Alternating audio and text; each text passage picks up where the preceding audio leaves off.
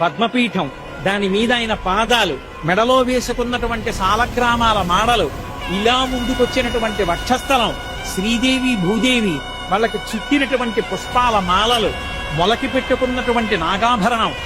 ఆ పైన ఈ చేత్తో పట్టుకున్నటువంటి చక్రం, ఈ చేత్తో పట్టుకున్నటువంటి శంఖం, ఇలా చూపిస్తున్నటువంటి వరదహస్తం, దాని నిండా వజ్రాల తాపడం, ఇందరికీ అభయం ములిచ్చు చేయి కందువకో మంచి బంగారు చేయి అని అన్నమయ్య పొంగిపోయినటువంటి ఆ చెయ్యి, చున్నా చుట్టినట్టున్న చిన్న చిరునవ్వు నవ్వుతున్నటువంటి చిన్న గుంటటి మూతి, దాని కింద గడ్డం మీద కర్పూరపు మచ్చ,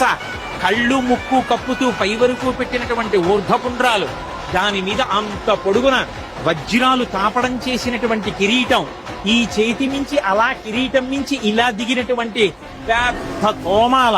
ఆ స్వామి దివ్యమంగళ విగ్రహాన్ని పైనుంచి కిందకి, కింద నుంచి పైకి చూసి